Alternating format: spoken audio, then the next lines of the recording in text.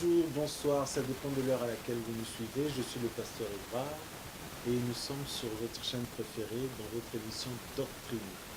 Et aujourd'hui encore, nous avons un thème qui va, je pense, vous enrichir, qui sera très édifiant. Alors je vous donne rendez-vous à tout à l'heure.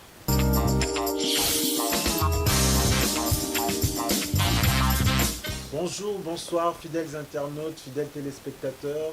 Une fois de plus, j'ai l'immense plaisir de vous accueillir sur ce plateau de Doctrine, votre émission préférée, sur votre chaîne CEP TV. Alors, encore aujourd'hui, nous avons la grâce, nous avons l'opportunité d'avoir sur ce plateau avec nous un des serviteurs de Dieu, pas de moindre, le docteur Cédric, qui n'est plus à présenter, que vous connaissez déjà, un homme éloquent, un homme très édifiant à suivre. Et donc, vous ne serez pas déçus, je pense, aussi aujourd'hui. Serviteur de Dieu, frère Cédric, bonjour. Bonjour, pasteur Évrard. Alors, aujourd'hui encore, nous nous retrouvons sur ce plateau Doctrine pour un sujet qui va, je crois, bénir nos fidèles internautes et fidèles téléspectateurs. Alors, nous allons parler du culte de Baal Dans l'église. dans l'Église. C'est étonnant, ça. Le culte de Baal n'a rien à faire dans l'Église. Et vous nous dites qu'il se trouve dans l'Église. Dans l'église. Alors, c'est des affirmations qui, je pense, vous êtes responsable de ces affirmations, elles n'engagent que vous, mais on va comprendre tout à l'heure pourquoi vous le dites et vous allez nous éclairer là-dessus parce que c'est quand même assez étonnant que le culte de Baal se retrouve dans l'Église quand vous savez que Baal n'a rien à faire dans l'Église. Alors, mais justement, pour tous ceux qui nous suivent de partout le monde, parce que vous savez, nous sommes très suivis, nous sommes très suivis, et d'ailleurs, je vous fais remarquer que la fois dernière, votre dernier passage, il y a eu beaucoup de réactions. Il y a eu beaucoup de réactions, les gens se sont posés beaucoup de questions, parce que, alors, vous avez parlé de cette phrase tragique, Eli, Eli, lama sabachthani. Ça a fait beaucoup réagir. Ça a fait beaucoup réagir, mais bon, peut-être que vous reviendrez là-dessus une autre fois pour répondre aux questions de nos fidèles internautes. Alors aujourd'hui, c'est aussi un message controversé parce que vous parlez du culte de Baal dans l'Église. C'est étonnant quand même.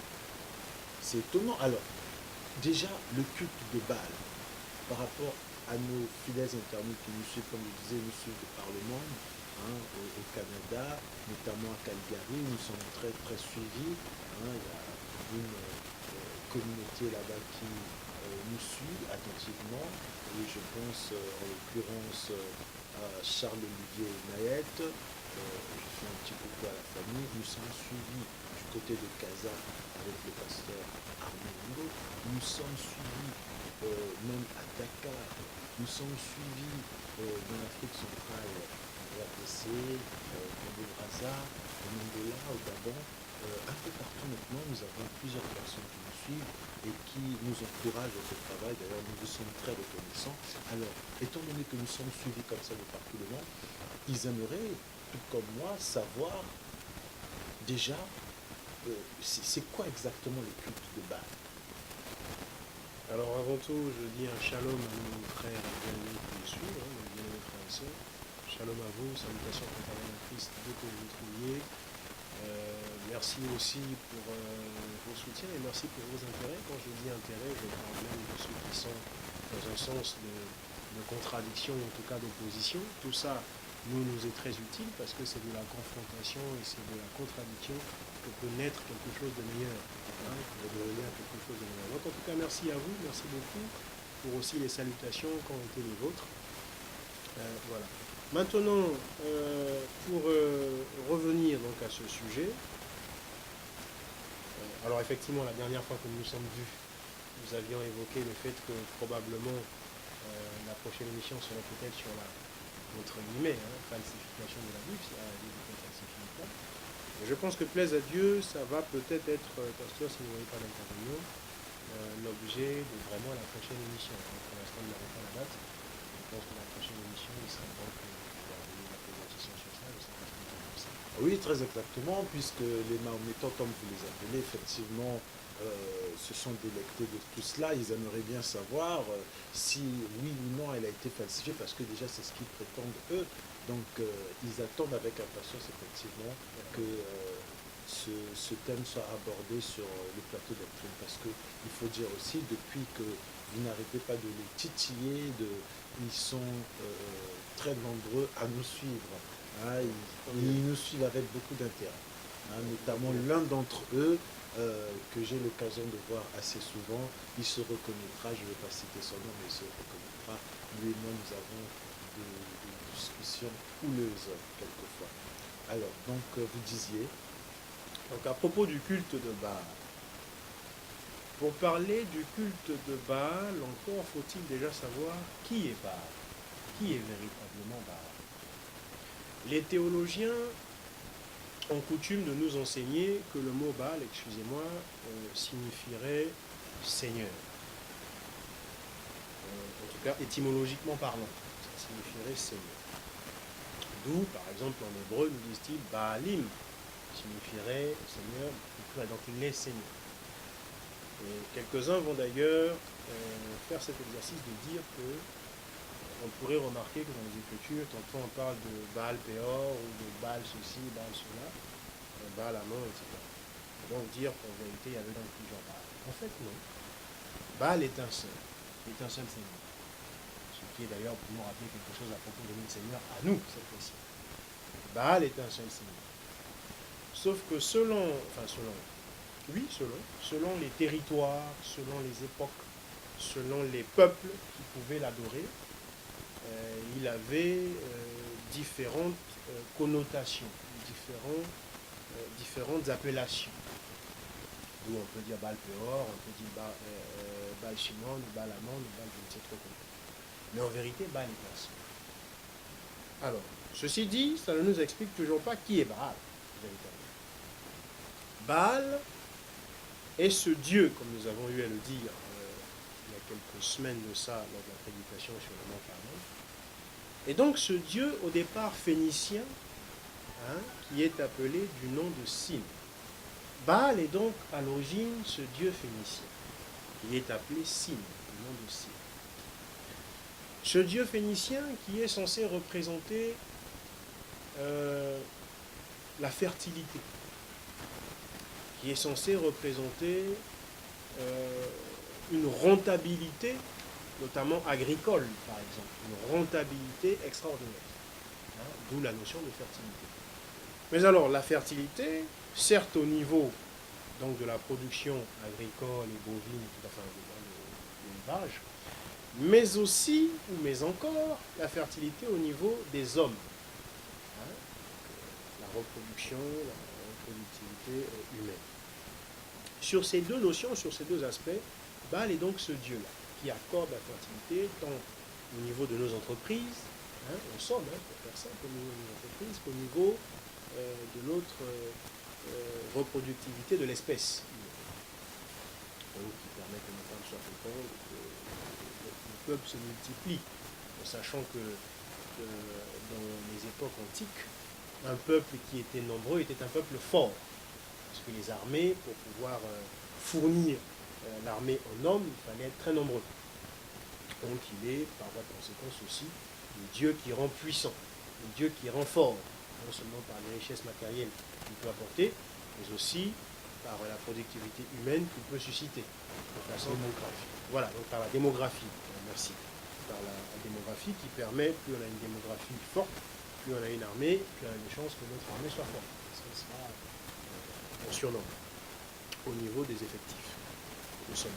Donc, Baal est ce Dieu-là. Sauf que, même en disant ça, il y a un aspect qui est occulté, il y a un aspect qui est omis. Est-ce par conscience ou est-ce par inconscience?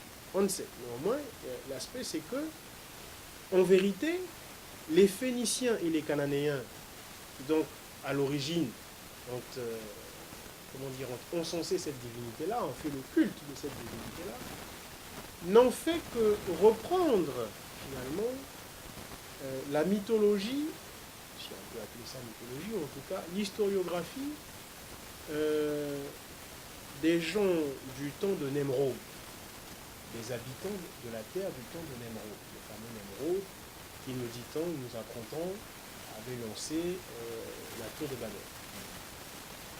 Nemrod avait son épouse, donc s'appelait, d'après les historiographes, Sémiramis. Donc on avait du coup un couple de divinités associées, Nemrod, Sémiramis. Pourquoi je dis divinité? Parce que Nemrod, de son vivant, a déclaré qu'il était Dieu. Il a demandé aux hommes de l'aduler, de l'adorer, de lui rendre un culte. Et après qu'il ait été mort, sa femme Sémiramis a dit oui, mais voilà, nous sommes donc un couple divin, et puis Nemrod, avant qu'il ne meure, m'a ensemencé, en tout cas j'ai conçu, et nous avons donné un enfant, ce qui fait d'ailleurs une triade. Parce que depuis, il y a eu l'enfant de Nemrod, qui s'appelle comment, ça m'a échappé. Donc il y a eu la triade divine, Nemrod, Sémiramis, et cet enfant-là qui serait né. La même triade d'ailleurs que les romanistes ont voulu appliquer à la foi chrétienne. Hein, parce que la notion de Trinité au départ, quand elle a été conçue, c'était pour dire le Père, la Mère et l'Enfant. Un peu dans cette mythologie déjà antique, déjà sumérienne ou autre. Pour revenir à quelque chose de plus compréhensible pour nos auditeurs et téléspectateurs, et résumer un peu ce qui a été dit jusqu'ici, en simple et en clair, Baal est le dieu de la prospérité, le dieu de la richesse matérielle, le dieu du bonheur et du développement matériel et terrestre, et aussi le dieu de la force. Dieu qui rend fort, puissant. C'est celui-là, Baal. Maintenant, le culte à Baal. Le culte à Baal se fait déjà par la représentation physique que l'on donne de Baal. La représentation physique que l'on donne de Baal, c'est une espèce de veau ou de taureau. Un taureau qui se lève, qui se dresse comme tel un humain. Et avec ce qu'on pourrait prendre pour des... Quand je fais ça, c'est pour mimer. Donc les téléspectateurs n'avaient pas pensé que c'était un signe, je ne sais plus comment. Avec une espèce donc de corne sur la tête et au milieu une étoile brillante. Une étoile brillante. Sauf que, c'est pourquoi je dis une espèce de corne, parce qu'en vérité ce ne sont pas des cornes, sauf que ce que l'on pourrait prendre pour des cornes est en fait simplement un croissant de lune. Est un croissant de lune. Parce que, figurez-vous, les peuples antiques qui s'étaient sédentarisés, donc qui n'étaient pas des nomades, mais qui s'étaient sédentarisés, arrivaient à vivre de par les produits de la terre. Or, qui dit les produits de la terre, dit l'observation des mouvements de la Lune. En ce temps, l'observation des mouvements de la Lune qui permettait de savoir à quel moment semer, à quel moment récolter, à quel moment faire les deuxièmes semences, etc. L'observation des mouvements de la Lune. C'est pour ça d'ailleurs les anciens calendriers sont quasiment tous lunaires, et non pas solaires comme le nôtre aujourd'hui. On a affaire à des calendriers lunaires. Donc la Lune revêtait une importance grandiose au sein de ces peuples. Du coup, il disait notre Dieu, Baal, qui donc est un Dieu fort et puissant, qui rend également fort et puissant, qui rend riche, qui rend prospère, qui nous permet de ne pas subir la famine ou autre, doit porter ce symbole-là qui est donc le croissant de Lune. Donc des évolutions des différents mouvements de la Lune. C'est pour ça que le veau, qui représentait Baal, avait sur sa tête, mais qui également pouvait faire office de corne, avait sur sa tête donc le croissant de Lune. Avec au milieu une étoile brillante.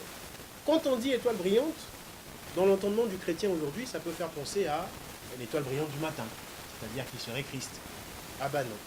Figurez-vous que cette étoile brillante ici, il faut plutôt l'associer à Ésaïe 14 et Ézéchiel 28. Lorsque l'on nous dit « Ô astre brillant, quand tu fus créé, etc. etc. » C'est-à-dire Lucifer. Lucifer, voulant d'ailleurs dire étoile brillante, lumineuse, etc. Porteur de lumière. Donc, qui est en référence à cette étoile-là notamment, qui était donc mise à l'intérieur du croissant de lune. Ce qui nous montre d'ailleurs que ça n'était pas des cornes, parce qu'une étoile n'a rien à faire au milieu des cornes, mais elle a plutôt quelque chose à faire à l'intérieur d'un croissant de lune, par exemple. Donc, on nous montre là, par la représentation qu'avaient ces peuples antiques de leur Dieu qui était Baal, les peuples cananéens et phéniciens, de leur Dieu qui était Baal, très clairement que Baal, en fait, n'est autre que,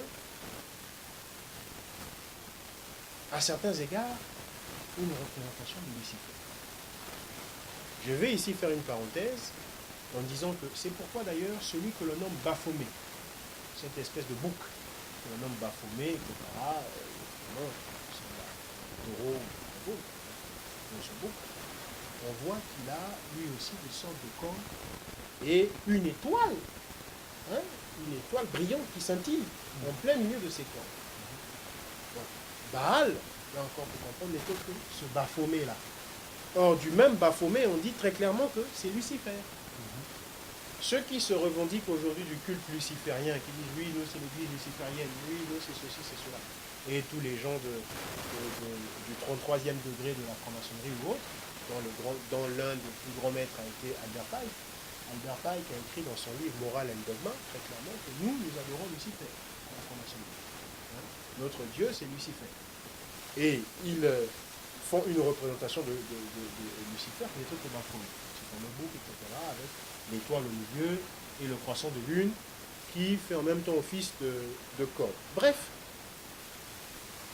toujours donc dans le culte de Baal, pour comprendre le culte de Baal, Baal ici n'est autre que finalement Lucifer, représenté de cette manière. Et donc le culte, comment lui rendait-on un culte? Déjà en le représentant donc de cette façon, mais aussi en sacrifiant, parce que vous êtes sans savoir que, enfin vous êtes sans ignorer, pardon, que tous ceux qui se sont proclamés Dieu, ou tous les dieux, ou toutes les religions, ou dans tous les cultes à Dieu, il fallait sacrifier à ce Dieu-là. N'importe quel des dieux. Voilà, faire des offrandes et autres. Dans le culte à Baal, les sacrifices qu'on lui faisait étaient les sacrifices d'enfants. Et quand je dis sacrifice d'enfants, à ce stade-là, vous comprenez que finalement Baal n'est autre que Moloch. Tout à l'heure, nous prendrons les Écritures. À qui on sacrifiait les nouveau-nés. Et quelquefois des enfants même un peu plus grands. Mais en tout cas, à qui on sacrifiait soit les bébés nouveau-nés, soit des petits-enfants. Moloch. Voilà. Donc Baal n'est autre que Moloch. Nous prendrons tout à l'heure les Écritures pour montrer ces choses. Donc le culte à Baal, c'était ça. C'était de lui offrir effectivement les produits de la terre et les produits de ceci, donc toutes sortes d'offrandes et de dons matériels, dont on disait d'ailleurs que oui, mais ça vient de lui, ça nous vient de lui, donc c'est normal que nous lui offrons ce qu'il nous a donné en guise de reconnaissance. Et comme cette fertilité qu'il représentait Baal ne concernait pas que l'élevage ou l'agriculture, mais concernait aussi l'espèce humaine, eh bien, dans l'espèce humaine également du coup, puisque c'est lui qui rendait fertile, il fallait aussi lui faire des sacrifices d'humains, donc d'êtres humains. Des offrandes d'êtres humains. C'était donc ça, le culte de Baal. C'était donc ça, le culte de Baal.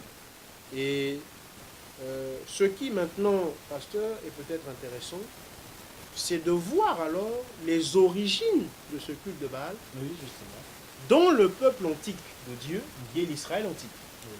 Donc peut-être qu'à ce sujet... Justement, comment se fait-il que, parce que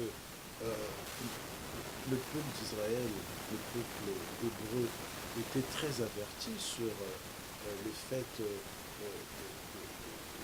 du paganisme, de l'adoration vouée à d'autres dieux, des dieux étrangers. Ça, c'était strictement interdit. Alors, comment le peuple de Dieu se retrouve justement à vouer un culte à Baal? C'est grave, c'est quand même un peu perverti. Comment on peut expliquer, comment cela a-t-il commencé? Pour parler un peu de l'origine, c'est vrai que nous savons que ça part des Phéniciens, même plus loin des Sumériens, mais pour arriver, la transition se fait comment? Pour arriver justement au peuple de Dieu. La transition se fait comment? Le peuple de Dieu antique, qui est l'Israël antique, oui. Donc le peuple de l'Ancienne Alliance, va commencer le culte à Baal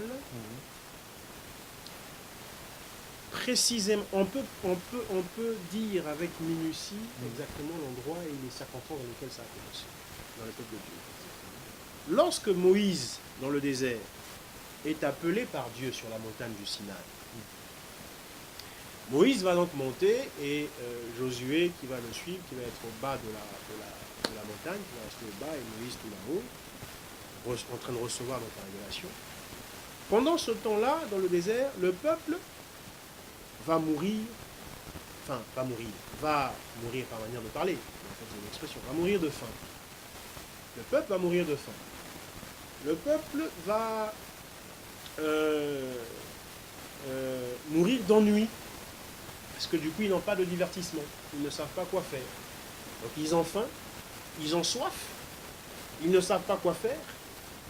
Et Moïse, en partant, leur a dit, voilà, vous devez prier Yahweh ou Yahvé. Vous devez prier Yahweh quand je serai absent, de façon que tout se passe bien, de façon que vous restiez là dans la volonté de Yahweh, que vous puissiez plaire à Yahweh et que vous viviez toutes sortes de bénédictions. Mais le peuple, voyant que Moïse est parti, et que ce Yahweh dont on leur a parlé, qui est censé les avoir délivrés d'Égypte et les avoir conduits dans le désert, ce Yahweh ne leur apporte ni nourriture, ni divertissement, ni rien du tout, alors qu'en Égypte, c'était un peuple paganisé, c'était un peuple qui était habitué à vivre comme les Égyptiens, hein, hormis le fait qu'eux, ils avaient la circoncision comme signe qui avait été donné à Abraham de l'alliance abrahamique. Mais hormis ce fait-là, voilà, ils vivaient dans le paganisme total. Donc ils se disent, bah, tiens, c'est bizarre, là-bas en Égypte, on mangeait, on n'avait pas faim, on ne souffrait pas de faim, on ne mourait pas d'ennui, pourtant ils étaient accablés par le travail là-bas en Égypte. Mais bon, on ne mourait pas d'ennui, on avait de quoi se divertir, et puis surtout, voilà, je veux dire, nos femmes pouvaient enfanter sans problème. Là, dans le désert, c'est compliqué, c'est voilà, on a quasiment plus d'enfants, enfin, qu'est-ce qui se passe? Corée et Dathan, qui étaient eux aussi fils de Lévi, donc ça n'était pas des gens de la tribu dont Dieu n'avait pas parlé, non, des gens de la tribu dont Dieu avait parlé, a dit, ce sont ces gens-là qui vont nous servir, qui vont être les prêtres, etc. Ce sont donc les prêtres de Dieu, les sacrificateurs de Dieu, Corée et Dathan, qui vont dire à Aaron, lui-même aussi lévite, et d'ailleurs grand prêtre, souverain sacrificateur, même s'il n'est pas encore consacré à ce moment-là, mais enfin, c'est lui qui va le devenir. Donc ils vont dire à Aaron, écoute, fais-nous un veau d'or. Fais-nous un veau d'or, parce que ton Dieu là déjà, bon, on ne le voit pas, en plus, on n'en voit pas les fruits au niveau de notre bonheur matériel, au niveau de notre épanouissement, au niveau de notre... bref. Donc, fais-nous un veau d'or, parce qu'on voudrait adorer un Dieu qu'on voit. Et lui, on espère au moins qu'il nous fera quelque chose. Mais enfin, le veau d'or n'était autre que déjà le culte que eux, les Israélites, pratiquaient en Égypte. En dehors du culte à l'Éternel. Ils pratiquaient ce parce que Baal était prié en Égypte. Sauf qu'en Égypte, il ne s'appelait pas Baal. En Égypte, il s'appelait Osiris. Et donc, c'était le couple Isis-Osiris. Isis, la déesse, Osiris, le dieu. Vous voyez? Tout comme le couple Baal-Ashtarté. Nous allons voir cette affaire de Baal-Ashtarté en tant que couple, dont on nous parle dans Jérémie, dans le livre des rois, dans le juge, etc. Donc, ils le servaient déjà. C'est pour ça que quand ils arrivent dans le désert, voyant que Moïse a dit, bon écoute, allez, fais-nous le veau d'or, et puis on en parle. Et le veau d'or avait effectivement, comme on l'a dit, le croissant de lune, et avec un astre brillant entre le croissant de lune. Quand vous voyez la production hollywoodienne où il y a Charlton Heston qui joue donc le premier rôle, c'est-à-dire le rôle de Moïse, Yul Brynner qui joue le rôle de Ramsès II, etc. Quand vous voyez ce livre, ce film-là qu'on a appelé Les 10 commandements, vous verrez que le veau d'or qui a été fait a au milieu de ses cornes une espèce de cercle, hein, en or, une espèce de cercle en or. Ce cercle, c'est l'étoile brillante. Donc là, le fameux astre brillant. Et donc, les prétendues cornes sont en fait le croissant de lune comme on a. C'est là, alors, précisément, que va commencer de manière, en tout cas officielle, le culte à Baal de la part du peuple de Dieu. Alors, effectivement, c'est bien illustré. On comprend effectivement à quel moment le peuple d'Israël, donc le peuple hébreu, de manière officielle, a introduit le culte à Baal dans ses pratiques ou dans ces traditions. Mais alors, frère Cédric, serviteur de Dieu, là nous avons compris la transition, enfin, comment le peuple hébreu, le peuple d'Israël, le peuple de Dieu a introduit le culte de Baal dans ses pratiques. Mais le sujet qui nous ramène aujourd'hui dans notre émission de doctrine, et tout en sachant que nous sommes suivis par de nombreux internautes, nos fidèles téléspectateurs, et nous avons annoncé donc le culte de Baal dans l'Église. Dans l'Église. Alors là, nous avons vu la transition, comment elle a été faite. Nous voyons que c'est quelque sorte la difficulté,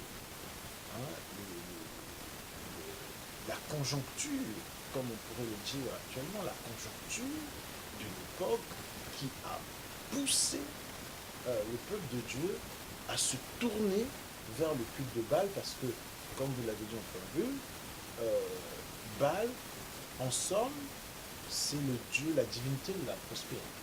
Exactement. De la productivité. Exactement. De tout ce qu'on peut entreprendre. Voilà. Alors, se retrouvant dans la difficulté, ils se sont référés à ce qu'ils ont vu en Égypte. Et donc, ils ont demandé à ce que soit érigé le veau d'or, qui n'est autre en fait que la représentation de Baal. De Baal, exactement. De Baal. Et qui n'était pas encore appelé Baal parce que les Égyptiens n'appelaient pas Baal Baal. C'est-à-dire que selon les peuples, les appellations pouvaient différer. Les Cananéens et Phéniciens l'appelaient Baal, mais les Égyptiens l'appelaient Osiris, Isis. Voilà. Mais en fait, c'est la même divinité. C'est la même divinité. C'est la même divinité qui en fait n'est autre que Lucifer. Exactement. Voilà. Et donc, c'est la difficulté qui fait à ce que le peuple d'Israël se tourne vers Baal. Voilà. Et pour revenir sur notre thème, sur l'actualité, venez nous dire que le culte de Baal est entré dans l'Église. Mais comment vous arrivez à faire l'analogie entre cette époque où le peuple d'Israël s'est retrouvé dans la difficulté et donc s'est tourné vers Baal, et notre époque, y aurait-il une difficulté qui pousserait l'Église à inciter les sacrificateurs, qui pourraient représenter aujourd'hui par le pasteur, les hommes de Dieu, etc., à ériger le veau d'or, à se tourner vers Baal? C'est compliqué. À quel moment cela, c'est selon vous, parce que c'est un constat certainement que vous avez, je crois savoir, et nos fidèles téléspectateurs aussi, je pense, ne me contrediront pas, pensant que pour affirmer des propos aussi lourds, il faut reconnaître que vous avez souvent des propos lourds. La remarque m'a été faite par un des internautes. C'est pas faux. C'est des propos lourds. Le culte de Baal dans l'Église. Alors, quand on sait que Baal n'est autre que Lucifer, et c'est grave. J'espère que sur 100, il y en a peut-être une seule, qui a fait rentrer le culte de Baal, mais ça m'étonnerait que les 99 autres aussi soient concernés. Enfin, vous nous le direz. Alors en effet, oui, je vous le dirai, et bien plus que moi, l'Écriture nous le dira. Oui. Je vais rétro-pédaler un petit peu, c'est-à-dire par rapport à tout à l'heure, ce qu'on a dit précédemment. Je vais déjà dire que donc il y avait la notion de sacrifice des enfants, il y avait la notion de sacrifice effectivement aussi du matériel, il fallait donner beaucoup d'offrandes, etc. Il fallait sacrifier les enfants, donc les tuer en l'honneur de Baal, c'était ça le culte. Mais dans l'aspect origine du culte au niveau du peuple de Dieu, donc quand Moïse s'en va, il y a aussi le fait que la célébration de Baal devait s'opérer dans la débauche. Ah, c'est cette notion de divertissement dont je parle. D'accord. Le divertissement, ici, la débauche. Donc, il n'y avait plus aucun frein à toute envie libidineuse. En tout cas, la libido n'était plus bridée. C'était vraiment débridé. C'était sans foi ni loi. Sans foi ni loi, sans règle ni rien du tout, et de façon, comme on dit quelque part là-bas en Afrique, tout à coup. Voilà, donc cette débauche-là, et d'où d'ailleurs, dans l'Église, dans ce culte de Baal, nous la voyons également. Donc nous voyons, ça c'est avant même qu'on le développe, nous voyons le fait du sacrifice donc, des enfants, nous voyons le fait des offrandes à n'en plus finir quant à ce Baal, et nous voyons aussi cette débauche généralisée, ce paganisme sur lequel nous allons revenir. Maintenant, pour embrayer dans le fait que oui, comment ça se fait que cela se retrouve dans l'Église, et de quelle manière on peut voir que cela est dans l'Église. Écoutez, on a dit Baal, c'est Lucifer. On a dit Baal, c'est le Dieu de la prospérité. Vous avez dit, mais ok, le peuple de Dieu, il y a eu le manque. Alors nous, l'Église, qu'est-ce qui aurait pu occasionner? Ensuite, on pourrait voir, mais comment ça se manifeste dans l'Église.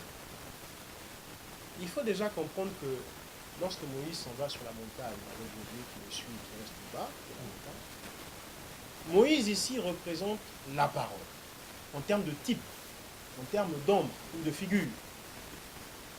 Il typifie la parole.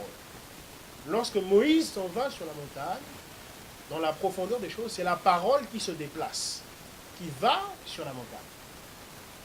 La parole n'étant plus là, le peuple se sent dans le manque. Et maintenant se livre à ce culte langue de Baal. Il en est de même pour l'Église.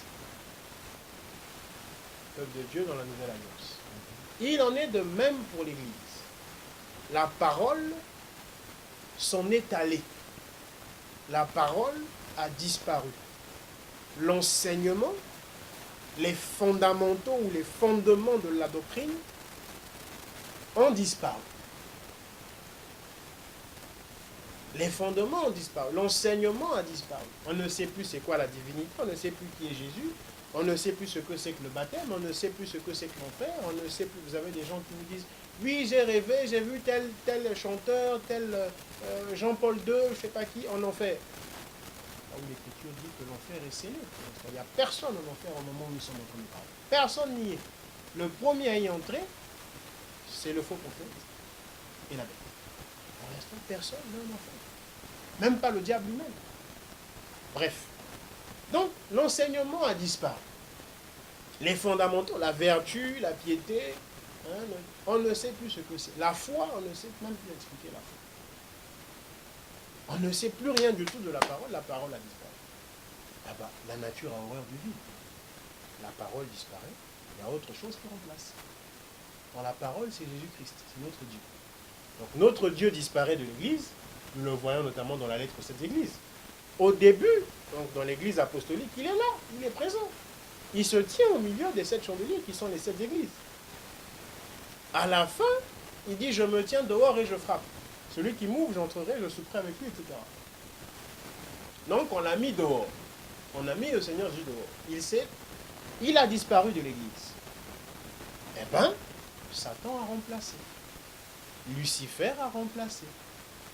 C'est-à-dire Baal. Mais concrètement, comment on constate cela? Parce que vous le dites, mais je pense que pour les fidèles internautes, ça reste abstrait. Parce que eux, et même nos fidèles internautes fréquentent les assemblées, ils sont dans des assemblées respectives, et ils y sont bien, ils s'y sentent bien, et ils n'ont jamais vu Lucifer dans leur assemblée, et ils n'ont jamais reçu un enseignement qui leur demande explicitement d'adorer Baal. Alors, on a donc dit que Baal était adoré pour des besoins de prospérité, pour des besoins de force, pour des besoins de puissance. Parce qu'il octroyait la prospérité, il octroyait la force, il octroyait la puissance. Aujourd'hui, dans la plupart de nos assemblées, et il suffit de le voir sur YouTube, il suffit de le voir sur Google, enfin sur toute la toile, j'ai envie de dire, il n'existe pas une prédication, pas une seule prédication, il n'existe pas un seul thème de prédication qui est sans évoquer la prospérité du chrétien, qui est sans évoquer cette appétence, ce goût immodéré, ce goût effréné pour le matérialisme. Aujourd'hui, l'Église est plus que jamais matérialiste.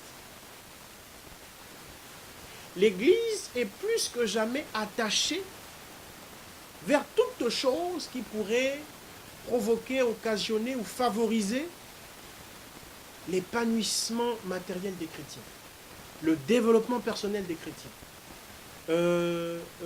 la satisfaction quant aux besoins des richesses matérielles, quant aux besoins des acquis sociaux, matériels, etc. etc. C'est d'ailleurs au point que, bien-aimés frères et sœurs dans le Seigneur, on en est à dire aujourd'hui les chrétiens qui sont pauvres, les chrétiens pauvres matériellement, les chrétiens qui ne sont pas dans l'abondance matérielle, qui sont dans le manque matériel. Ces chrétiens-là n'ont pas compris l'évangile. Ces chrétiens-là ne servent pas Jésus en esprit et en vérité. Ces chrétiens-là sont des ignorants. On voit des exemples avec des fiancés qui disent justement à leur conjoint, leur futur conjoint, dit, ton témoignage de Christ ne m'impressionne pas. Le fruit de l'esprit que tu peux porter pour la gloire de Christ ne m'impressionne pas. Ce qui m'impressionne, c'est que tu sois accompli, un homme accompli sur le plan social, le plan sociétal, hein, le plan, c'est-à-dire de matériel. On en est à dire ça aujourd'hui. On en est aujourd'hui au fait que pour trouver une femme, la femme doit vous demander, oui, mais matériellement, qu'est-ce que tu pourras m'apporter? Matériellement, qu'est-ce que tu pourras faire pour moi? Hein? Et à dire d'ailleurs que ces chrétiens qui matériellement n'ont par exemple pas de véhicule, qui n'ont pas de pavillon, qui ne sont pas propriétaires, qui ne sont pas créateurs d'entreprises, qui ne sont pas, richards ou richissimes, ces chrétiens-là sont maudits. Là où Pierre et Jean voient le paralytique à la porte du temple, ils disent, nous n'avons ni or ni argent.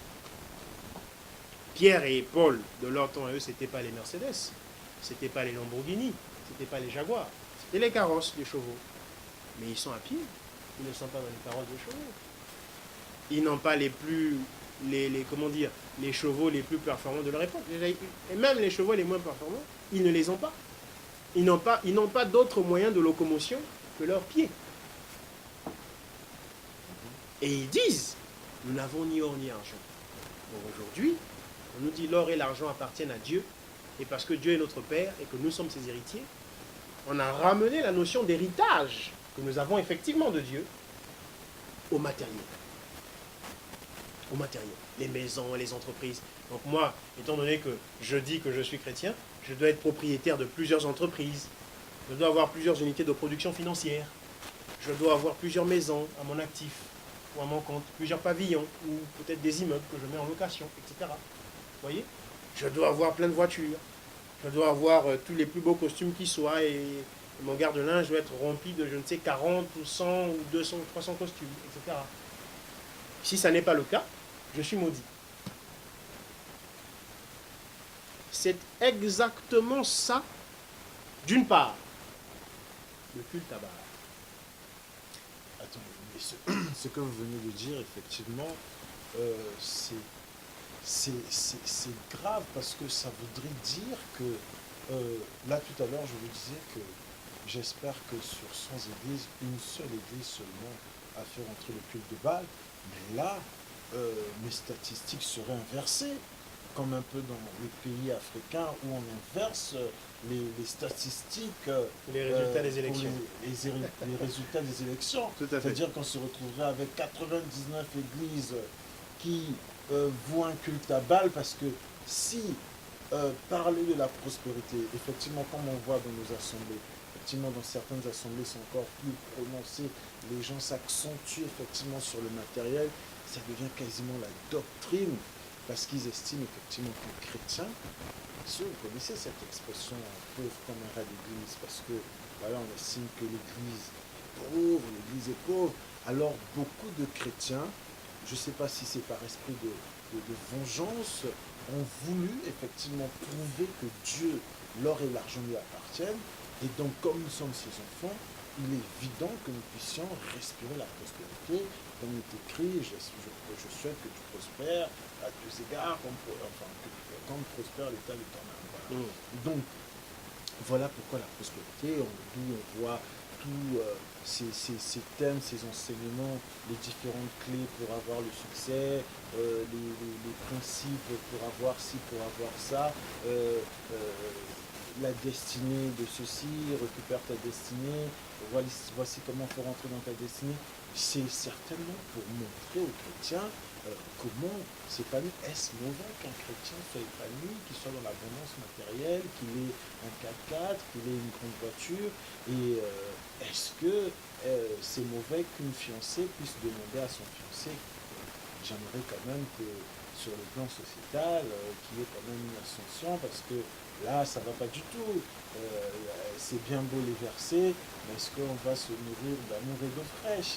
Donc voilà, d'où les chrétiens veulent quand même aussi rouler carrosse, être dans les premières classes dans Air France, pourquoi pas avoir son jet privé, comme c'est le cas de certains De pasteurs. beaucoup de pasteurs aujourd'hui. Voilà. Dans chacun un jet privé. Mais est-ce mauvais? Est-ce mauvais? Est-ce mauvais?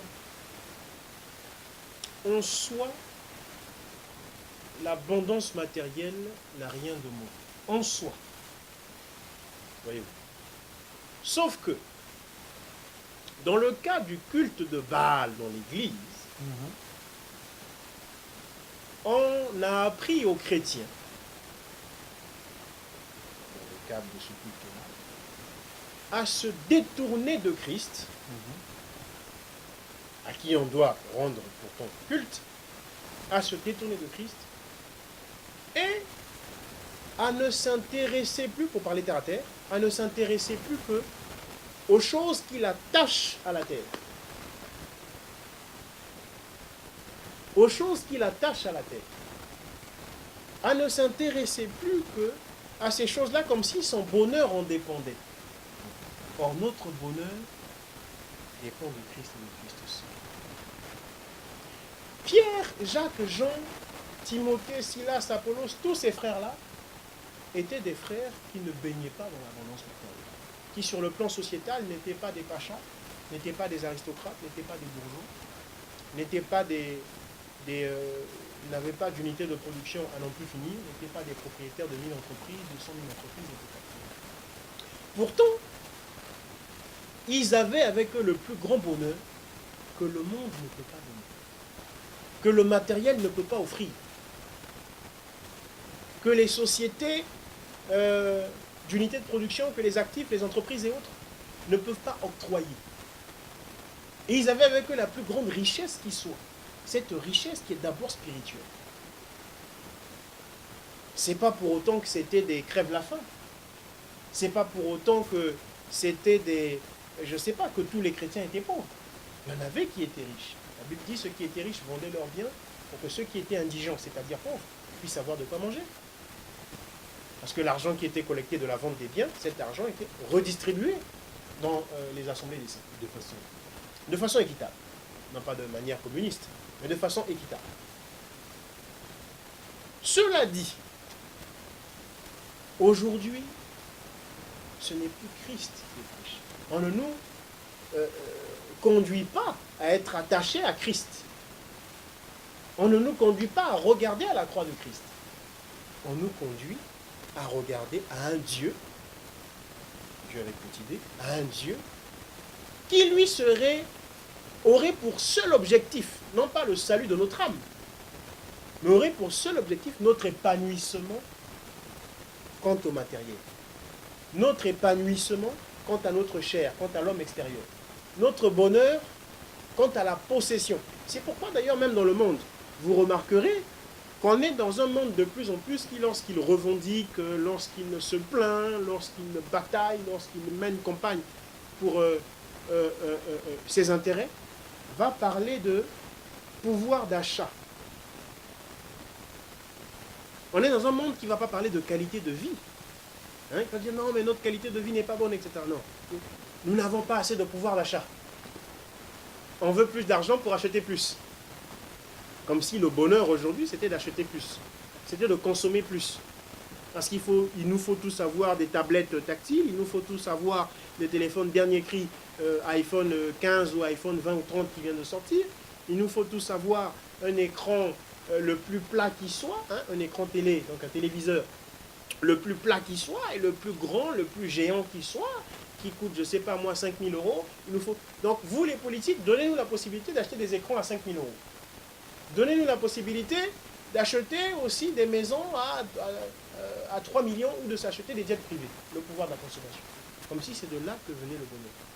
Non. Même dans le monde, il y a des gens qui ont compris que le bonheur, c'est une affaire de qualité de vie. Et pour nous, ce n'est pas une affaire de pouvoir de consommation. Ce n'est pas en étant des esclaves consommateurs, esclaves de la consommation, que l'on connaît le bonheur. Et pour nous qui sommes en Christ, ce n'est pas seulement une affaire de qualité de vie, le bonheur, mais c'est une affaire d'avoir Christ en nous, qui nous donne la paix que le monde ne peut pas donner parce que le monde ne connaît pas cette paix. Qui nous donne la richesse que le monde ne peut pas donner parce que le monde ne connaît pas cette richesse. C'est pourquoi un pauvre Lazare, pauvre matériellement parlant, pouvait dire aux riches, dans la parabole du pauvre Lazare, lorsqu'il se retrouve dans le sein d'Abraham, pouvait dire aux riches, mais toi tu étais là-bas, tu avais beaucoup d'argent, tu semblais heureux, tu croyais que c'était ça la finalité. Regarde ici, tu me réclames de l'eau. Regarde ici, tu me réclames le bonheur, tu me réclames la paix. Mais je ne peux pas te le donner, il y a une séparation entre toi et moi. La richesse en Dieu n'est pas la richesse selon l'homme. Les choses dans l'entendement de Dieu ne sont pas les mêmes que dans l'entendement de l'homme.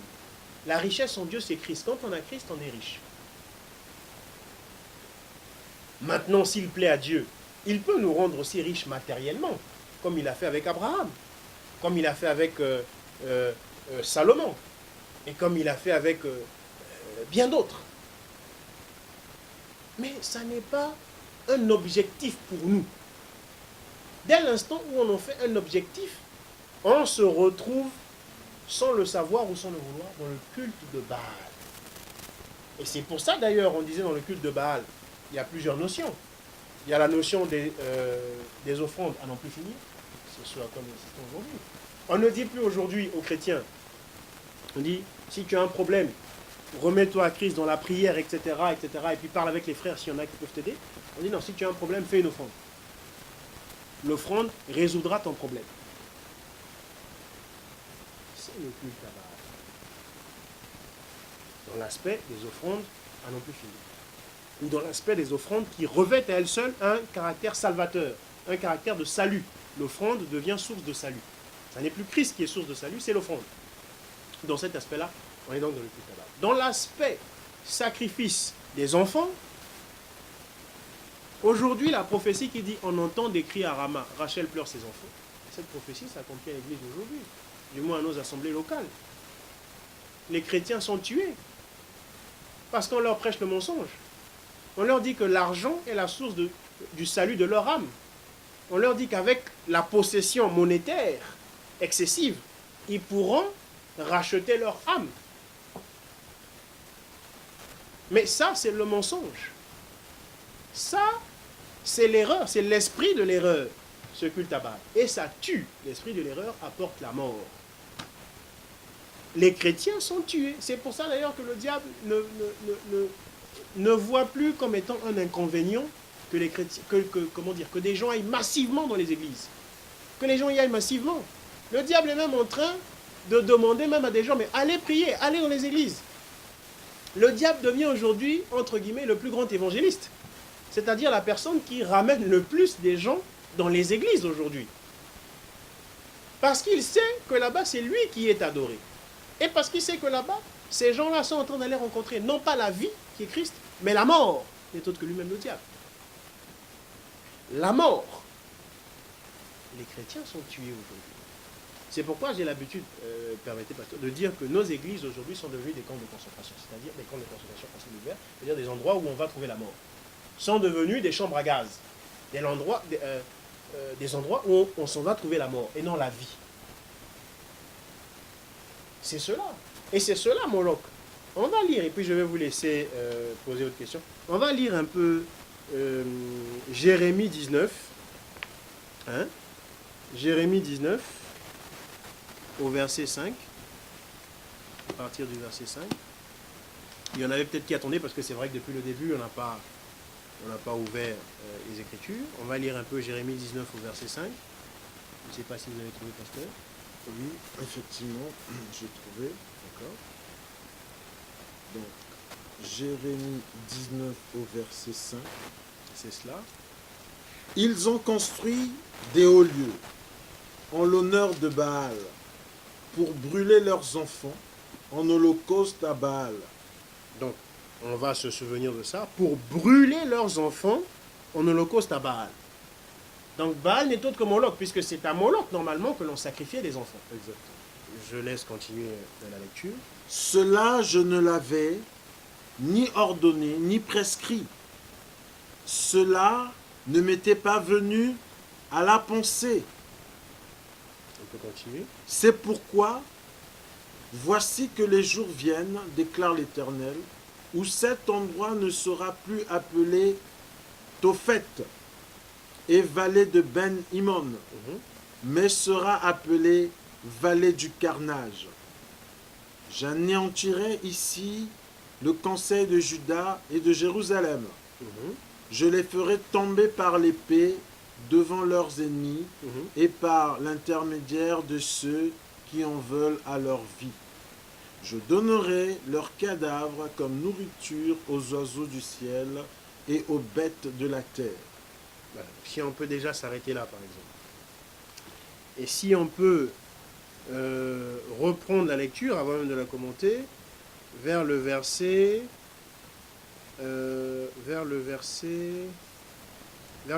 3. Alors, verset 3 de Jérémie 19. Voilà. Comme ça, on prendra 3 et 4. Tu diras, écoutez la parole de l'Éternel, roi de Juda, et vous, habitants de Jérusalem. D'accord. Voici ce que dit l'Éternel, le Maître de l'univers, le Dieu d'Israël. Je vais faire venir ici un malheur tel que tous ceux qui entendront parler en resteront abasourdis. Cela arrivera parce qu'ils m'ont abandonné et ont rendu cet endroit méconnaissable, parce qu'ils y ont fait brûler de l'encens en l'honneur d'autres dieux, des dieux que ni eux, Ni leur père, ni leurs ancêtres, ni les rois de Juda ne connaissaient, et ont rempli cet endroit de sang innocent. Ils ont construit des hauts lieux en l'honneur de Baal, pour brûler leurs enfants en holocauste à Baal. Voilà. Donc là, pasteur, et puis je vous laisserai effectivement embrayer par rapport à ce que vous vouliez dire tout à l'heure, on voit que Baal n'est autre que Moloch. Donc il y a cet aspect où les enfants sont tués, les enfants sont brûlés. Et en ce qui concerne l'Église, ça c'était en ce qui concerne Israël. Mais en ce qui concerne l'Église, cet aspect où les enfants sont sacrifiés, sont offerts en offrande et sont brûlés, c'est que les chrétiens aujourd'hui sont brûlés. Avant même la gêne, ils sont brûlés. Ah. Ils sont tués. Ils sont offerts en sacrifice à Baal. Par ce mensonge. Par cette manipulation qui découle aujourd'hui des prophètes même de Baal et d'Ashtarté. Ce couple divin, prétendument divin.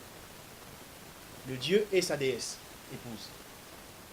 Ils sont offerts. Et on entend des cris à Rama. Cette prophétie s'accomplit aujourd'hui, en ce qui concerne l'Église. Ça s'accomplira bien sûr pour Israël. Mais en ce qui concerne l'Église, ça s'accomplit dès aujourd'hui. Rachel pleure ses enfants. Parce que le culte à Baal est là. Et Baal, on doit brûler les enfants. On doit brûler les enfants. L'une des choses qui caractérise le mieux, alors là, malheureusement, je vais faire polémique, même si ça n'est pas mon souhait. Vous voyez le livre d'un certain Rick Warren, qui s'appelle Une vie, une passion, une destinée. En anglais, ça s'appelle autrement, ça doit s'appeler, je ne sais plus comment. Enfin bon, dans sa traduction française, Une vie, une passion, une destinée. Rick Warren. Ce livre est justement le sceau de ce veau d'or.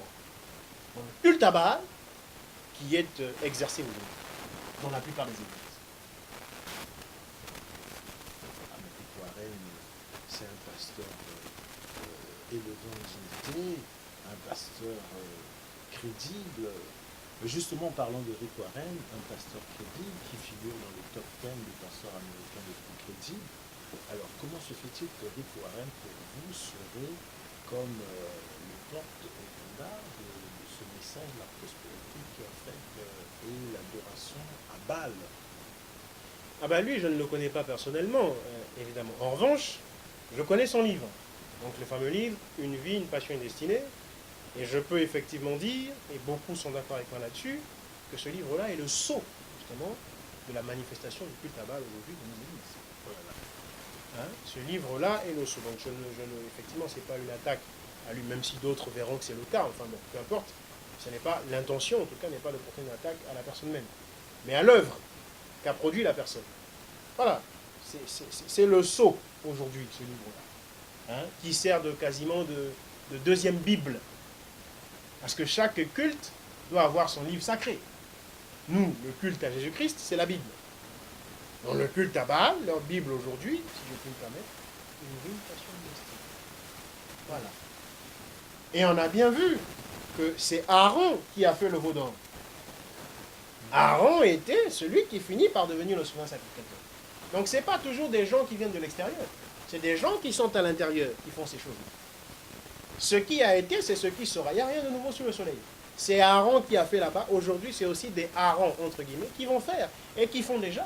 C'est une question de l'offre et la demande.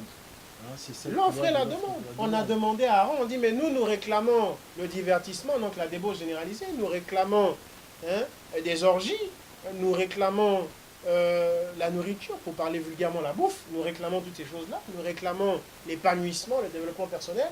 Ah bah, faut nous donner ça. Aaron a... Et justement, l'aspect divertissement, puisqu'il y avait aussi l'aspect divertissement. Tout à fait. Il y a eu les orgies. Tout à fait. Comment ça, aujourd'hui, s'est représenté dans nos églises? Parce que les chrétiens encore vous diront que les orgies ne figurent pas dans les cultes qu'ils organisent ou dans lesquels ils se retrouvent, dans les différentes assemblées qu'ils fréquentent, par exemple. Les orgies, alors déjà, au sens spirituel d'abord, oui. Vous savez que nous sommes l'épouse du Seigneur, oui. Dans un sens spirituel. Hein, exact. L'Église est l'épouse de Christ. Mais dès l'instant où on va nous fiancer à quelqu'un d'autre que Christ, oui. Dès l'instant où on fait de nous l'épouse de quelqu'un d'autre que Christ, c'est de la débauche. C'est des orgies. Parce que dans ces choses-là, c'est plusieurs personnes, plusieurs chrétiens, donc entre guillemets plusieurs épouses, qui se livrent à la débauche avec ce Dieu qui est Baal aujourd'hui.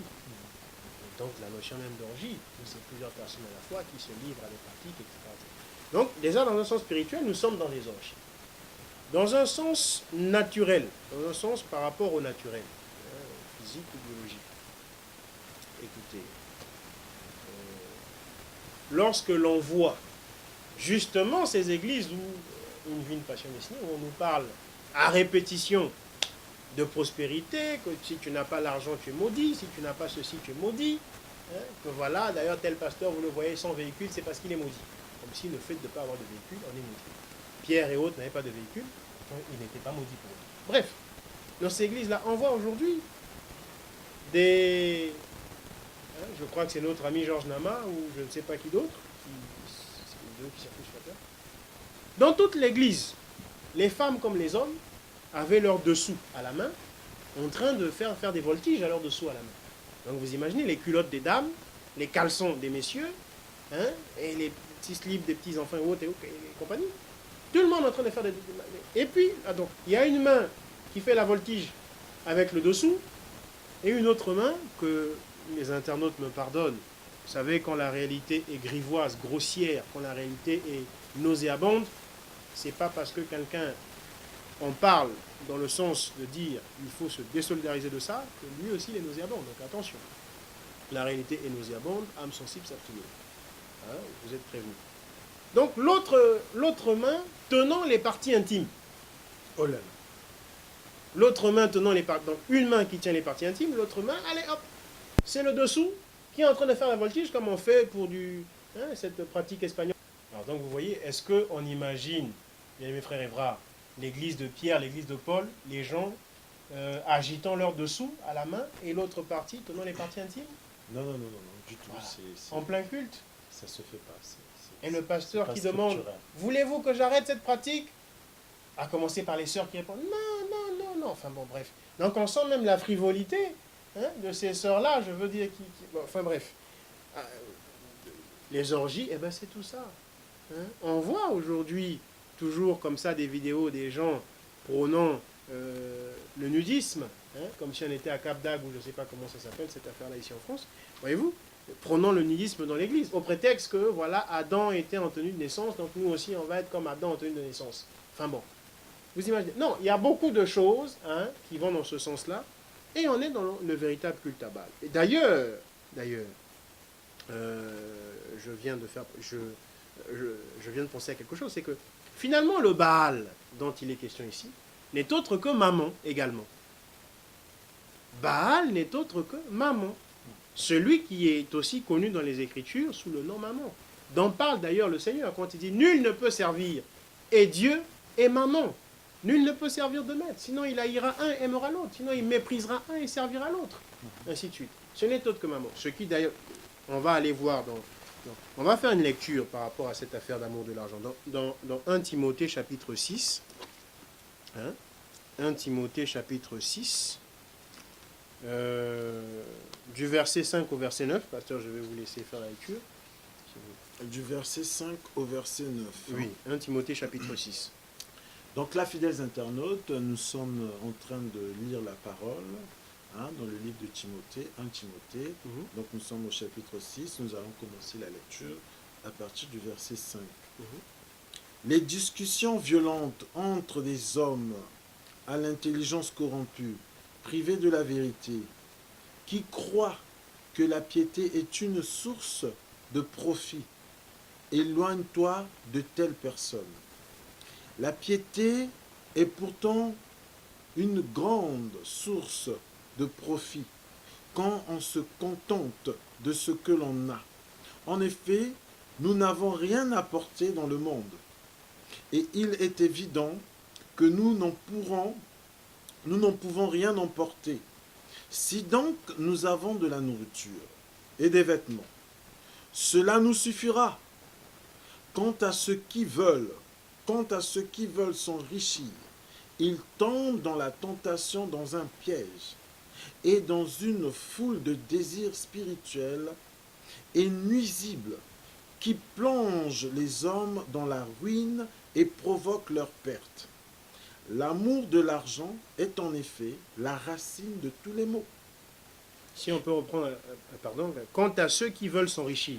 Quant à ceux qui veulent s'enrichir, ils tombent dans la tentation, dans un piège et dans une foule de désirs stupides et nuisibles qui plongent les hommes dans la ruine et provoquent leur perte. L'amour de l'argent est en effet la racine de tous les maux. Et en s'y livrant, certains se sont égarés, loin de la foi, et se sont infligés eux-mêmes bien des tourments. Voilà, donc quand on lit ce texte, on voit que le texte est beaucoup plus virulent que le propos que je peux avoir. Oui. Ils se sont égarés dans des besoins stupides, ils sont insensés, etc. Ils se sont éloignés de la foi, et, ainsi de suite. Les mots sont véhéments, là, les mots sont violents. Et les mots à moi ne sont pas aussi violents que ceux-ci. Et donc on voit effectivement le degré de nuisance de ce culte de... Mais d'ailleurs, quoi de plus étonnant? De ce culte de Baal dans l'Église.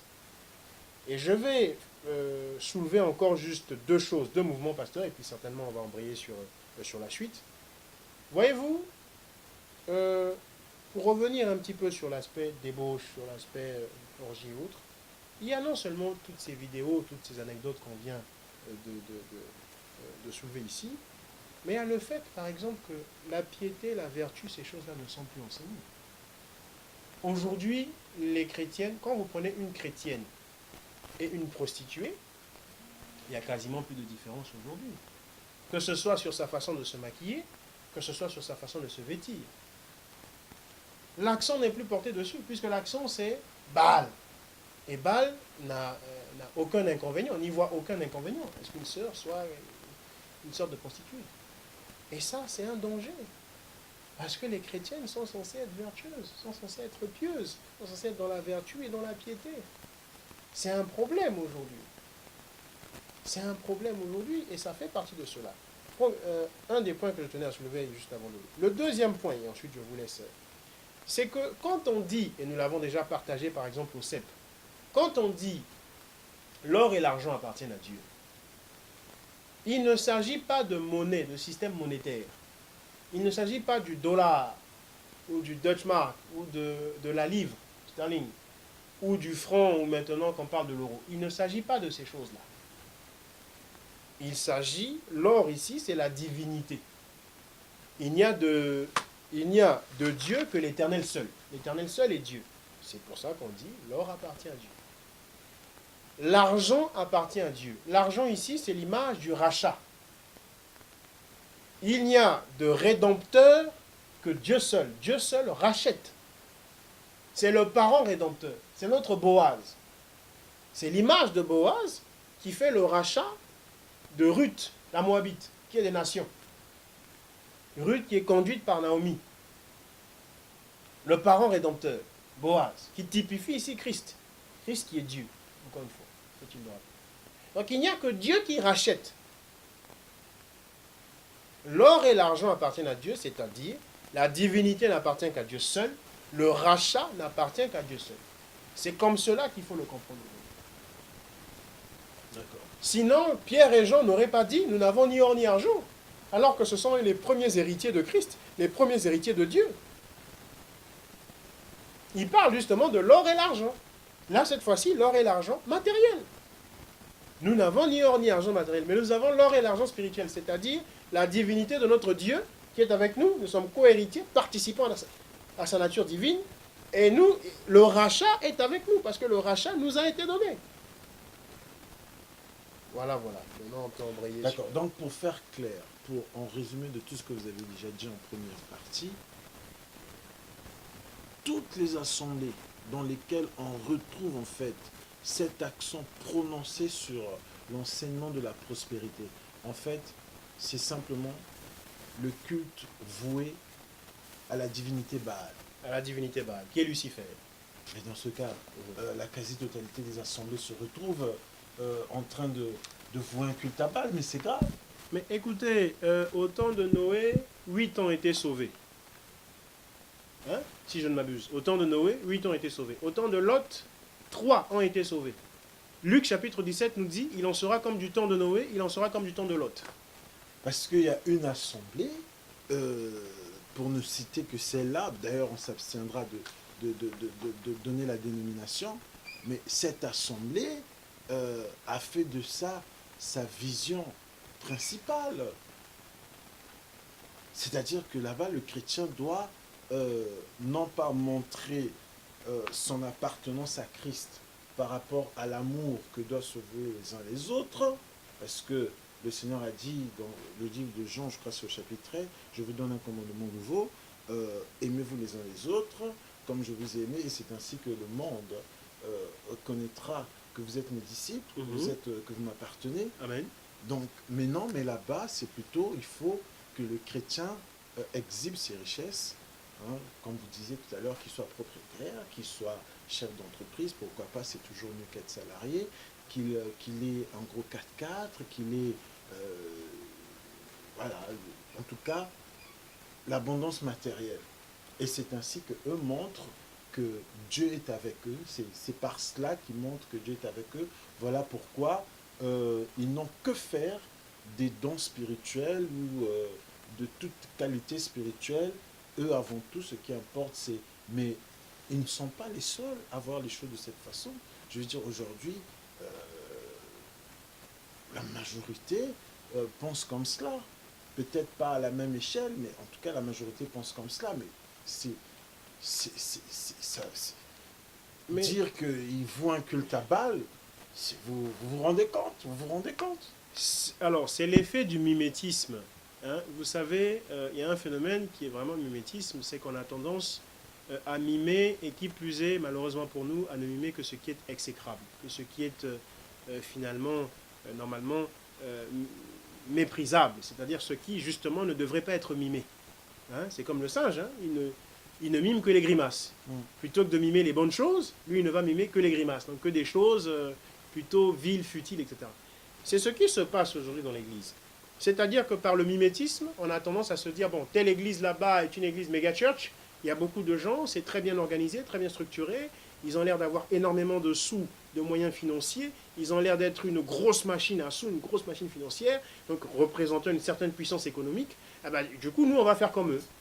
On va faire comme eux. Ah bah pourquoi qu'est-ce qui se passe quel type de message il y a là-bas, etc. Bah, nous allons reproduire, du coup, les mêmes messages. C'est ce qui se passe. C'est pourquoi il y a comme un effet d'avalanche, hein, par ce mimétisme-là, qui fait que, bah, malheureusement, la plupart des églises aujourd'hui, effectivement, se retrouvent dans le culte à Baal, hein, dont on a dit qu'il n'est autre que... Il y a beaucoup de déclinaisons. Baal qui n'est autre que Moloch, Baal qui n'est autre que Lucifer, Baal qui n'est autre que Maman, comme on le disait tantôt, ainsi de suite. Alors, une fois le constat fait, parce que à l'époque d'Israël, justement, peut-être pas à l'époque de Moïse, mais si, même à l'époque de Moïse, Moïse a trouvé une solution par rapport à ça. Mais, par exemple, à l'époque d'Élie, Élie s'est trouvé confronté justement au prophète de Baal. Il s'est retrouvé confronté au prophète de Baal et de son épouse Astarté. Vu que là, l'ensemble, par rapport, quand je vous entends, ce que je comprends, après nos fidèles internautes, nos téléspectateurs de partout le monde, de là où nous suivent, analyseront et comprendront aussi. Mais moi, à ce que je comprends quand je vous entends, c'est que c'est vraiment, ça s'est vraiment introduit dans nos assemblées. Mais alors là, la solution, parce que Élie, à son époque, a trouvé une solution. Mais la solution, ça serait quoi? Parce que avant même d'embrayer sur la solution, déjà, c'est quoi la conséquence, justement, que nous puissions voir dans nos assemblées Baal être adoré? Justement par cet enseignement qui fait l'apologie de la prospérité à tout va. C'est quoi la conséquence? Mais la conséquence, si je puis dire, nos églises ne sont plus que des églises de nom. C'est-à-dire nos églises n'en sont pas. Elles ne sont églises que de nom. Elles n'ont d'église que le nom, que l'appellation église. Mais elles ne sont pas des églises. Et ceux qui se réclament chrétiens aujourd'hui n'en sont pas. Ils ne sont chrétiens que de nom. Donc on ne peut plus voir la gloire de Dieu. On ne peut plus voir la gloire de Dieu. La gloire de Dieu s'en est allée. Oh là là. La gloire de Dieu s'en est allée. Et là, l'Écriture crie Ichabod. Oh Ichabod parce que l'arche est partie. Oh là là là. L'arche de l'alliance est partie. Mais là, c'est la défaite. Et Ichabod, c'est la malédiction. C'est-à-dire que la conséquence de cela, c'est la malédiction. Pour faire simple et terre à terre. La malédiction a pris place dans l'Église. Parce que quand l'arche s'en va, c'est Ichabod. Ichabod, c'est la malédiction. Alors là, la solution, qu'est-ce qu'il faut faire? Parce que autant d'Élie, justement, quand le peuple de Dieu s'est tourné vers Baal, parce que Jézabel a incité le cœur d'Akab à justement plonger tout le peuple de Dieu, enfin, demander au peuple de Dieu d'adorer Baal. Et là, Élie, de son temps, a réagi, n'est pas resté. Maintenant, qu'est-ce qu'il faut faire? Qu'est-ce qu'il faut faire? Quand vous parlez effectivement d'Élie, donc on est là dans 1 roi 18-30, Élie, lors de la confrontation avec donc, les prophètes de Baal et d'Ashtarté, Oui. 450 prophètes de Baal et 400 donc d'Ashtarté, Oui. on voit déjà dans l'épisode d'Élie le Tishbite ici, Oui. que vous avez vu le réflexe tout de suite de ce culte de Baal qui avait pris place en Israël, Oui. ça avait été quoi? Ça avait été de tuer ceux qui étaient de Dieu. Oui. Comme aujourd'hui. Oui. On a parlé de Rachel qui pleure ses enfants. Oui. On entend les cris à Rama. Oui. Ah oui, oui. C'est-à-dire que ces gens-là, ces prophètes de Baal aujourd'hui, Oui. leur premier réflexe, c'est de tuer, de maudire, de citer des imprécations contre ceux qui sont restés de Dieu, contre ceux qui n'ont pas, contre ceux qui ne les ont pas rejoints dans ce mouvement-là. Voyez-vous? Leur premier réflexe, c'est de tuer ceux-là, c'est de les persécuter, de les pourchasser. C'est ce qui se passe. Aujourd'hui, il ne fait pas bon d'être fils du Dieu très haut, dans la parole véritable, dans la parole de vérité. Il ne fait pas bon. On est calomnié, on est vilipendé, on est mis à l'index. On dit oui, ceux-là, là, c'est des gens, bon, ils parlent de Dieu, ils parlent de ceci, comme si... Non, non. On est haï, on est détesté. Tout comme les prophètes de Dieu étaient détestés du temps d'Élie.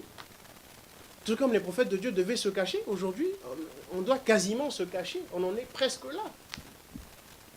On en est presque là. Détestés par tout cela. Ils disent, ah voilà les fils du diable. Et c'est ceux qui sont dans la vérité que les autres osent appeler fils du diable. Voyez-vous? Donc ça c'est grave. Alors la solution, on la voit dans 1 Roi 18, notamment au verset 30. Oui. Élie restaure l'autel de l'Éternel. Oui. L'autel ici, qui bien sûr peut revêtir plusieurs aspects, mais par rapport à l'enseignement qui est celui-ci, l'aspect le plus important, c'est que l'autel représentait la parole. Élie a ramené la parole d'autrefois, la parole d'antan. Oui. La parole de l'Éternel telle qu'elle avait été donnée originellement. C'est ce que nous devons faire ici, dans l'Église. Ramener la parole. Réduire l'écart qu'il y a entre la parole qui était prêchée du temps des apôtres et la parole qui est prêchée aujourd'hui. Oui. À défaut de faire disparaître totalement cet écart, au moins, à minima, le réduire. Le réduire. Ramener la parole. Ramener Christ dans l'Église. Il me vient l'image de la mort qui était dans le pot. Hein? Dans 2 Rois 3, je crois que c'est 2 Rois chapitre 3. Voyez-vous? Donc, la parole doit revenir dans l'Église. L'enseignement véritable doit revenir dans l'Église. Tout simplement.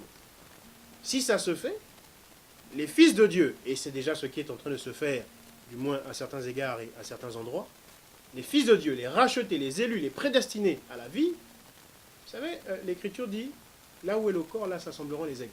Ceux qui sont de Dieu vont venir s'assembler autour de la parole.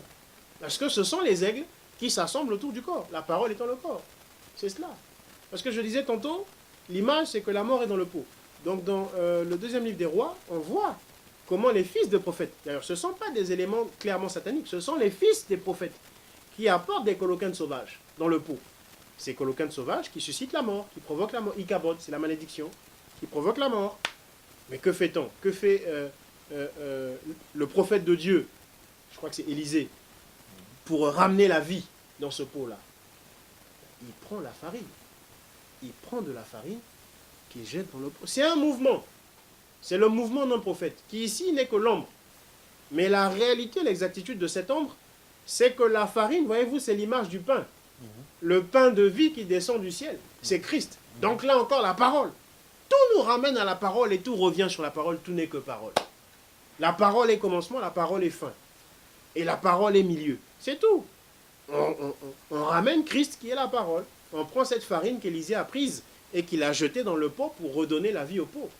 Pour jeter au loin la malédiction. Le Ichabod, entre guillemets. Donc voilà, s'il y a une piste de solution, c'est celle-là. Mais il ne faut pas non plus penser que ça y est, toutes les autres églises vont venir. Non, ou que tous les chrétiens vont venir à la parole. Non. Il y a beaucoup qui se nomment chrétiens aujourd'hui qui sont livrés, qui ne sont pas le blé, mais qui sont livrés. Parce que dans nos assemblées locales, il y a et le blé et l'ivré. Et donc ce qu'il faut dire, c'est que l'ivraie demeurera ivraie, quel que soit ce qui va se passer. Mais que par contre, le blé qui est avec eux, que ce blé-là vienne à la parole. Et donc, présentant la parole, s'il y a parmi eux là-bas des gens qui sont le blé et qui ne sont pas livrés, c'est-à-dire qui sont prédestinés à la vie, ces gens-là reconnaîtront la parole. Parce que la parole, c'est Christ. Et la parole, c'est la voix de Christ. Il dit, je suis le bon berger, j'appelle mes brebis, entendent ma voix, la reconnaissent et elles viennent. C'est ce qui va se passer. Donc, du temps d'Élie, quand l'autel a été rétabli, la gloire de Dieu est apparue, c'est cela? La gloire de Dieu est apparue sous forme de feu. Sous forme de feu. La gloire de Dieu est apparue. Donc, pour que la gloire de Dieu réapparaisse, il faut que l'autel soit rétabli. Il faut que l'autel soit rétabli. L'autel étant l'image de la véritable parole qui est Christ. Amen. Donc, ça veut dire que Christ n'est plus prêché. Christ n'est plus prêché. C'est Baal qui est prêché, mais sous le nom de Christ. Le Seigneur a dit, plusieurs viendront en mon nom. Plusieurs viendront en mon nom et feront des prodiges, etc. Donc, si vous voulez, et puis d'ailleurs, je pense à Matthieu chapitre 24 au verset 15, il dit, quand vous verrez l'abomination de la désolation dont a parlé le prophète Daniel. Hein? Donc, l'homme impie qui entre dans le Saint des Saints. Ça, c'est pour Israël. Le troisième temple qui sera reconstruit en Israël. Mais pour l'Église, il y a la même chose. C'est le culte de Baal, Lucifer qui est entré dans l'Église se faisant passer pour Jésus-Christ. Se faisant passer pour Jésus-Christ. Ok. Fidèles internautes, voilà, nous sommes quasiment à la fin de notre émission. Comme vous avez pu le constater, c'est grave. C'est grave pourquoi? Parce que sans le savoir, inconsciemment ou consciemment, plusieurs de nos assemblées sont dans le culte de Baal. En tout cas, vous, un culte à la divinité Baal.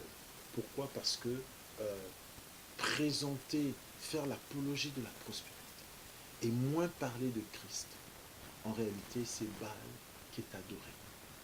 Donc, nous pensions que c'était loin derrière nous, que c'était l'époque d'Élie, mais nous nous rendons compte que de nos jours, dans nos dénominations, telles que nous les connaissons, eh bien, beaucoup vouent un culte à Baal. Pourquoi? Parce que la parole se fait rare. Tout comme à l'époque du peuple d'Israël dans le désert, la conjoncture, l'ennui, les ont fait tourner vers les dieux égyptiens, là encore qui ne représentent que Baal, le dieu de la prospérité, C'est cela. le dieu de la productivité. C'est ça. Les gens se sont tournés à cela. Le besoin matériel, une sorte de loi de l'offre et la demande. Et c'est ce que nous voyons. Et il y a plusieurs anecdotes. Comme l'homme de Dieu vient de le dire. Chers internautes, fidèles téléspectateurs, je prie que vraiment cette émission ne soit pas juste une émission de plus, mais que ça suscite un peu une révolution spirituelle en nous et que nous puissions être à la recherche, que nous soyons comme Élie, que nous puissions retourner au véritable Dieu en faisant une restauration de l'autel, en rétablissant l'autel étant l'image de la parole véritable, la parole véritable étant Christ lui-même, c'est-à-dire en remettant Christ au centre dans nos églises et pas à l'extérieur de nos églises pour qu'il se tienne à la porte et qu'il frappe. C'est plutôt mieux qu'il soit à l'intérieur et qu'on soit avec lui en train de souper. Un dernier mot, serviteur de Dieu, par rapport à tout cela, par rapport à ces bien-aimés, parce que on imagine que plusieurs d'entre eux se sont lancés dans le courant, comme vous avez dit, il y en a c'est par mimétisme, mais il y en a aussi certainement qui ont contracté des alliances. Donc ils sont conscients de ce qu'ils font et ils savent de quel côté ils sont. Ils savent qu'ils sont plutôt du côté de Baal. Exactement. Parce qu'ils sont allés en âme et conscience, ils savent qu'ils ont vendu leur âme et ils savent justement qu'ils sacrifient les enfants de Dieu à Moloch, donc à Baal. Tout à fait. Mais tandis qu'il y en a d'autres qui le font par mimétisme parce qu'ils trouvent ça joli, parce qu'ils trouvent que c'est le message du moment, que voilà. Ça fait vendre, que voilà, ça rapporte des milliers d'euros, voire des millions d'euros. Ça fait grandir numériquement les églises. Ça fait venir beaucoup de gens à l'église. Comme ça devient le souci permanent de plusieurs hommes de Dieu d'avoir des méga church, d'avoir des centaines de milliers de personnes. Un mot justement pour fortifier ces bien-aimés, d'une part, qui demeurent dans la parole et qui, peut-être dans le concret, dans la réalité, effectivement vivent quelques difficultés, comme ça, on peut le constater, soit manque d'emploi, ils ne sont pas propriétaires, ils sont plutôt locataires, ils sont pas chefs d'entreprise, mais ils sont salariés. Ici, par exemple, ils sont dirigeants ou conducteurs dans une assemblée, c'est un petit troupeau et pas une méga church. Alors, et d'autres, par contre, qui se laissent entraîner par le courant, pensant être dans le vrai, alors que on les fait adorer. Alors, un mot pour ces deux catégories de population, pour finir. On va garder le meilleur pour la fin, donc on va commencer par la catégorie qui, elle, est justement parmi ces gens qui font le culte à Baal. Oui. Écoutez, il n'est pas trop tard, il est encore temps pour se ressaisir et revenir à la parole authentique, à la parole véritable, à l'évangile qui n'est pas frelaté, qui n'est pas dissolu, etc. Il est encore temps. Il est encore temps. Les plaisirs mondains, les plaisirs charnels sont des plaisirs temporaires. Vous aurez tous ces plaisirs-là un temps. C'est juste le temps de votre pèlerinage sur terre. Mais après le pèlerinage sur terre, il y a toute une éternité qui nous attend tous. Que ce soit ceux qui sont dans Baal, que ce soit ceux qui n'y sont pas. Ça nous attend tous, cette éternité. Que ferons-nous pendant cette éternité? De quel côté serions-nous? Posons-nous cette question. Peut-être qu'au moins, si ce n'est pas par amour pour Dieu, que ce soit au moins par le fait de savoir où est-ce que je vivrai mon éternité. Parce que normalement, ça doit être par amour pour Dieu. Mais à défaut que ce soit par amour pour Dieu, à défaut que ce soit par amour pour ce que Christ a accompli pour nous à la croix, posons-nous au moins la question, où passerons-nous notre éternité? Hein? Je vous invite à faire cet exercice-là. Maintenant, pour ceux qui persévèrent dans l'évangile authentique, dans la parole véritable, malgré le fait que nous ayons tous des erreurs, hein, parce qu'il ne faut pas que ça donne l'impression à nos téléspectateurs, tiens, donc le frère Cédric prétend qu'il n'a pas d'erreur, ou le pasteur Évrard prétend que lui n'a pas d'erreur. Non, ce n'est pas cela. Malheureusement pour nous, nous sommes humains, comme je le disais dans une émission précédente, n'est-ce pas, sur le crime, tout ce qui passe par la main de l'homme, tout ce qui transite est corrompu. Mais, en dépit des quelques erreurs que nous pouvons avoir et que Dieu permet que nous ayons comme erreur pour nous garder humbles, pour nous garder dans l'humilité, en dépit de cela, ceux qui persévèrent dans l'évangile authentique, ceux qui persévèrent avec Christ et dans Christ, et en qui Christ tabernacle, écoutez, je ne puis que vous encourager, je ne puis que vous exhorter à persévérer davantage, à demeurer encore. Il y a des difficultés, il y a quelques souffrances, il y a quelques afflictions, quelques douleurs. C'est notre lot quotidien, nous qui sommes sur terre. Le maître, un disciple n'est pas plus grand que son maître. Nous sommes les disciples de Christ, notre maître. Le maître a connu des afflictions, a connu des douleurs, a connu des épreuves, a connu la famine dans le désert, etc. J'en passe. Il a été tenté par l'ennemi pour pouvoir manger, et ainsi de suite.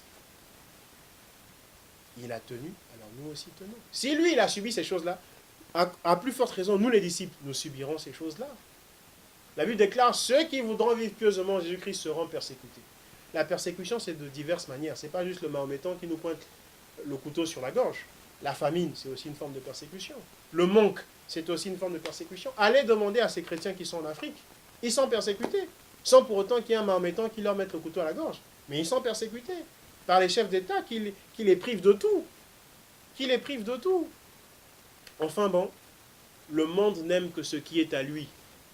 Si vous êtes de ces pasteurs-là qui sont haïs, parce qu'ils sont demeurés intègres, parce qu'ils sont demeurés dans la parole, ne soyez pas surpris, ne pleurez pas, ne vous alarmez pas. Le Maître nous a prévenus, Jésus-Christ, Yahushua Mashiach, a dit que le monde n'aime que ce qui est à lui. Nous, nous ne sommes pas du monde. Le monde l'a haï, lui, le monde nous haïra aussi. Si le monde vous aime, posez-vous des questions, remettez-vous en cause. Le monde ne peut pas nous aimer. Nous ne sommes pas du monde et le monde n'aime que ce qui est à lui. Donc je vous exhorte à demeurer. Je vous exhorte aussi à prier pour nos frères qui pour l'instant sont de l'autre côté. Parmi eux, il y a peut-être des élus qui peuvent encore être achetés. Parmi eux, il y a peut-être des prédestinés. Je vous exhorte à ne pas rire des gens qui sont dans le culte à Baal, à ne pas se moquer d'eux, à ne pas les mépriser, simplement à prier pour eux. Voilà ce que je puis dire. Que le Seigneur nous bénisse. Shalom Église. Shalom. J'espère que nous nous retrouverons dans un prochain numéro de notre émission Doctrine pour la seule gloire de Jésus-Christ. Voilà. Eh bien, c'est sur ces mots, fidèles internautes, fidèles téléspectateurs, que nous allons mettre un terme à cette émission qui, je l'espère, vous a énormément édifié. Et pour encourager justement, comme le frère Cédric disait, Romains 8, à partir du verset 35, nous dit qui nous séparera de l'amour de Christ. Serait-ce la tribulation, serait-ce le manque? Voyez-vous, pour rien au monde, on peut être séparé de l'amour de Christ, même pas la mort. Alors, bien-aimés dans le Seigneur, fidèles téléspectateurs, fidèles internautes de partout le monde, vous nous suivez, nous vous disons à très bientôt. C'est avec regret que nous mettons terme à cette émission, mais les bonnes choses ont une fin. Et voici, c'est la fin de cette émission. Mais ne vous inquiétez pas parce que nous allons nous retrouver très bientôt dans un prochain numéro. Sur ce, à très bientôt, au revoir. Et comme je le dis toujours, à la manœuvre, il y avait l'ancien Sébastien de Alpha Productions qui s'attelle à faire en sorte que tout se passe bien. Que Dieu vous bénisse. Au revoir. Au revoir.